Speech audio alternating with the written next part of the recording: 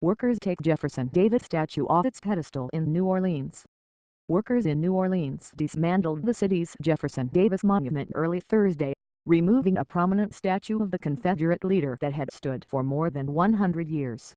This historic moment is an opportunity to join together as one city and redefine our future, Mayor Mitch Landrieu said Thursday, announcing that crews had begun removing the statue, the second of four planned removals of four Confederacy-related monuments.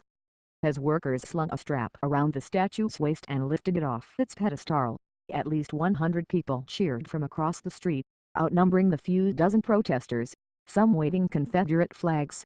Member station WWNO's Lane Kaplan Levinson reports. "We would have preferred it to be in the daytime," monument opponent Malcolm Suber told Kaplan Levinson, "so everybody could see it in the light of day. But we'll take this." Like an earlier removal, this one was performed in the dark. Kaplan Levinson says that's because of death threats against city officials and contractors. Before the monument could be removed, police had to clear the immediate area of demonstrators, both supporters of the monuments and those who want them taken away. Barricades were used to keep the sides separated, NOLA.com reports. The news outlet says chants by monument supporters included "Where's Mitch?" while opponents chanted "Hey hey, ho ho, white supremacy has got to go." Legal fights over the statues have slowed the removal of the monuments, but a federal appeals court said the city could remove them back in March. The New Orleans City Council endorsed the plan in December of 2015, as member station WWNO has reported. The first to go was the Battle of Liberty Place monument, which commemorated not a Civil War clash but a white supremacist-led insurrection during Reconstruction. The remaining two monuments honor Generals Robert E. Lee and P.G.T. Beauregard, and like the Davis statue, they're in prominent spots.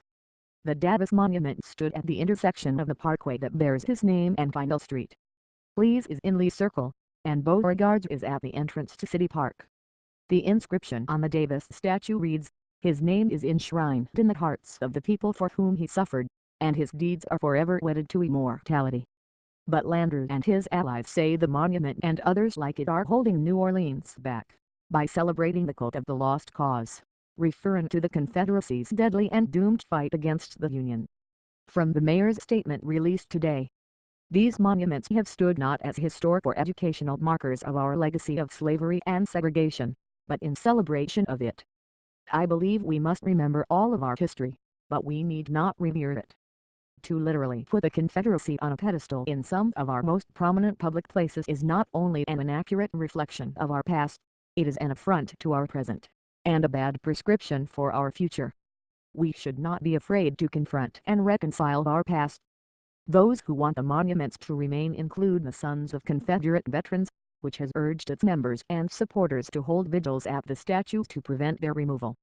Earlier this month, the group's chaplain urged members to write their state legislators in support of a bill that forbids removing Confederate monuments, saying a war on Southern heritage is raging. Other backers of keeping the monuments include two Louisiana historic preservation groups and the Monumental Task Committee, the nonprofit that says its volunteers have taken care of all New Orleans monuments for over 25 years. Landrieu aired his plan to remove the four Confederate monuments a week after the Charleston church massacre of 2015, when 9 black worshippers were killed by a white gunman who had displayed a Confederate flag.